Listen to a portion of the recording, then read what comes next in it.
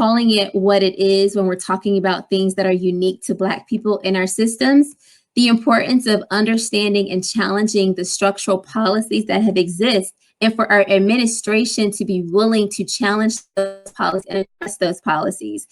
We can talk all day on these summits about the importance of diversity, equity, and inclusion. We can talk and share our lived experiences and talk about what needs to happen, but ultimately it's not going to happen if the administration or the people that make the rules don't move and act on those things. And so that's what it's so important to call it what it is, and also ensure that our administration truly has our backs in advancing these things forward if they are serious about doing that.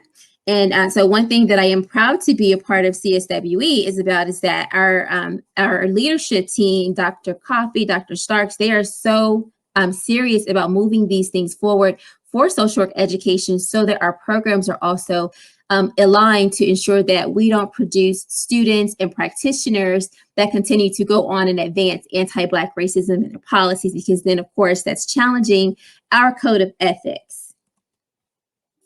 And so when we think about diversity, equity, and inclusion, the ultimate goal is to get to belonging. Does a person feel that they belong to an organization? Yes, they're meeting the organization's diversity status. Yes, they are included at the table where decisions are being made. Yes, there is equity in terms of embracing their thoughts and their contributions. But do they feel like they belong, or do they feel like they're just filling a seat or warming a seat so that someone can say, we had a Black man and we had a Black woman at the table?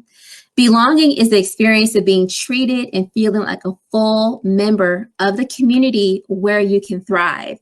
And one thing I often tell my mentees and my colleagues and even my sister docs, we have to make sure that we are in a place where we are growing, and this space is going to contribute to our growth in addition to our own self-growth. If you are ever in a space where you're not growing, it's definitely a time to rethink, if you've outgrown that space, if you don't feel like you belong, and if it's time to move on to a new adventure. Inclusive excellence is the next term from that iterative stage, from diversity to diversity and inclusion to diversity, equity, and inclusion. Everyone wants to ultimately get to inclusive excellence and be after having or reaching the goal of belonging. And so inclusive excellence recognizes that a community or an institution's success is dependent on how well it values, engages, and includes the rich diversity of their students, staff, faculty, administrators, and alumni constituents. So let's take a moment to think about our current spaces. Let's think about our current programs, whether you're in social work or public health or nursing, if you're anywhere else.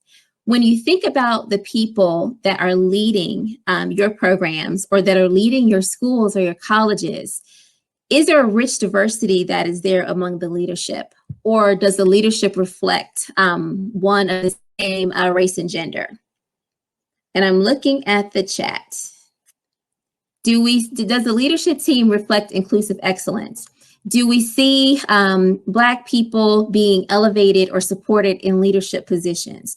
Or are they relegated to carry the heavy load of mentoring all of the minoritized identity students?